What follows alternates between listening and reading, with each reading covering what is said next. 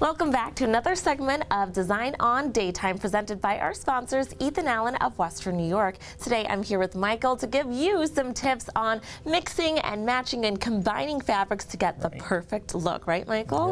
You're right. That's what we're going to tackle today. That's right. Okay, where do we start with all of this? Well, it's one of the most common questions that we get because it's such a daunting task when somebody thinks about how am I going to mix fabrics. And when you come into our design studio here, we have over 1,000 fabrics that you can put on any of our pieces. So really, there's a lot to choose from. It becomes overwhelming. So there's some simple tips that we're going to go through and go through a number of scenarios here to hopefully make it easier for you in the end. Okay. Right? I think the first thing to look at, right, would be the size of whatever you're trying to work with. Correct. Because just like everything in our industry, it's all about balance. Yes. And when you're mixing fabrics, it's about balance as well. How do you balance the scale? How do you balance the proportions? How do you balance the movement of the pattern? So it becomes really important to keep that in mind when you're mixing the fabric. So a couple simple formulas that we have here for mixing pattern. The first one is size matters. So what I mean by that is just think small, medium, and large. So when you're picking fabrics, you know, we pick a nice, beautiful fabric like this that has kind of almost like an exaggerated paisley kind of a feel to it, updated. So that would be your larger pattern. And then with that, you're going to mix in something more of a medium scale, so it balances with what's going on with your larger pattern. Okay. And then lastly, you introduce something with a much smaller pattern, so it doesn't fight with what you're going on with your other two fabrics. Yeah.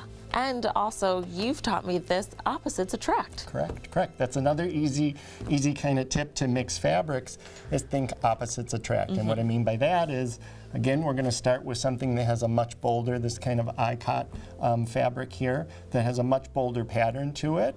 So when you have a lot of movement like that, an easy way to think about it is find something that has some structure to it, because that will balance your eye out when you're trying to look at the movement of this. It kind of calms the eye down by doing something a little bit more structured. Nice. Yeah. Well, Michael, monochromatic looks as far as fashion was a huge trend, but that can also translate into your home as well, right? Yeah, absolutely. And it's a tough one to pull off because what happens is you tend to go safe and have everything in the same fabric, the same color, which you don't want to do because that's not really how you create a monochromatic look, even in fashion. Yeah. So up in the front here, I have some fabrics pulled together, and that really becomes about the texture. It becomes about everything that all the other elements that have to do with the fabric. So you have, you know, some beautiful cut chenilles in the front damask. We have a woven kind of herringbone fabric, something that has a little bit more of a linen texture. Even the cut velvet and some leather. So we're in the same family of color, but they all have different dimensions. So as the light hits it, when you're looking at them in the room, they all have their own little personality, but yet they still work together. Yeah. Well, I imagine when you are mixing and matching, one element that should be really simple is kind of storytelling and finding a theme with fabrics, right? Yeah, a lot of times we'll have, a client that might want to create a theme in the room, or they found an inspiration fabric that they want to build the room off of. We've got this one here that has a very definite mid-century vibe to it. So we have our fun new fabric. It's called Epic, that has this bold kind of geometric. I'm just going to open that up so you can see it. Has that beautiful, kind of geometric design, but really sets the tone for that mid-century look. So now we're going to introduce this beautiful kind of sunny yellow that goes with our fabric here. Then you're going to introduce more of a stylized kind of a pattern or a floral, which would be very appropriate to that mid-century look, but it starts to pull all of our colors together. You have a little bit of our yellow, you have the different shades of the green. And then lastly, you're going to, mix in maybe something with some texture. So you have something that, again, kind of combines, almost has a boucle kind of an effect. But then you're building it all off of your theme of your mid-century fabric. Yes. And when you're playing around with this, there's not one set answer, right? Correct. That's the biggest thing to keep in mind, that there's always more than one answer to a fabric, to a combination of fabrics. So what I've done over here is I've pulled our fabric here, our main one here. We'll start with this guy here. This is our Georgina, and this one has this great, kind of throwback to a floral pattern, but an updated kind of tea-stained look to it. So there's a couple different directions you can go.